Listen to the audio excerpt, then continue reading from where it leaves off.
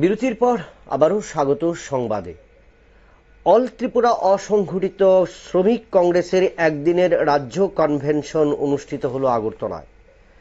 একদিনের এই কনভেনশনের উপস্থিত ছিলেন ত্রিপুরা প্রদেশ কংগ্রেস সভাপতি আশিস কুমার সাহা, ছিলেন সর্বভারতীয় অসংগঠিত শ্রমিক সংগঠনের চেয়ারম্যানরা।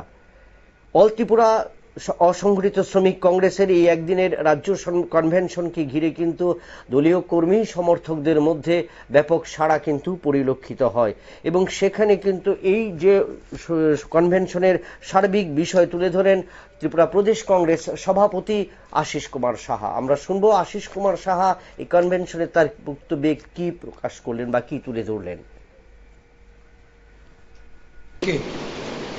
আনঅর্গানাইজড ওয়ার্কারদের তাদের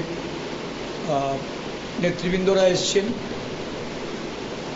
বিভিন্ন দাবি দাবা নিয়ে তারা আন্দোলনে অংশগ্রহণ করে আংশিকভাবে এই দাবি দাবা পূরণে সরকারকে বাধ্য করা হয়েছে।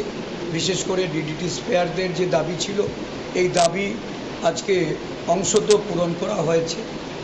আরও ব্যাপক আন্দোলনের প্রস্তুতি এবং নানা সমস্যায় জর্জরিত এই রাজ্যে অসংগঠিত শ্রমিকরা, তাদের বিষয় নিয়ে এখানে আলোচনা হবে বিস্তৃতরূপে এবং একটা আন্দোলনের পরিকল্পনা গ্রহণ করে এটাকে বাস্তবায়িত করার লক্ষ্যে অসংগঠিত শ্রমিক সংগঠন তারা যে প্রতিনিয়ত ধারাবাহিক কাজ করে চলেছেন সেই কর্মসূচি তারা বাস্তবায়ন করবে।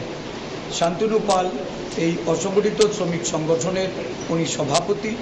আজকে আমাদের মধ্যে সর্বভারতীয় অসংগঠিত শ্রমিক আমরা শুনলাম ত্রিপুরা প্রদেশ কংগ্রেস সভাপতি আশিস কুমার সাহার বক্তব্য। নানা সমস্যায় জর্জরিত রয়েছেন অল ত্রিপুরা অসংগঠিত শ্রমিক কংগ্রেসের প্রতিনিধিরা এবং তারা কিন্তু কনভেনশনের মধ্য দিয়ে এবং যে এই কনভেনশনকে সার্থক করে আগামী দিনে তাদের কি রূপরেখা এবং কর্মপ্রণালী কি কি রয়েছে এবং আগামী দিনে এই অসংগঠিত শ্রমিক সংগঠন যে কংগ্রেসের যে তারা কোন দিশায় কাজ করবেন সেই বিষয়টা কিন্তু তুলে ধরলেন। নিয়ে নিচ্ছি আবারও একটা বিজ্ঞাপন বিরতির, সঙ্গে থাকুন।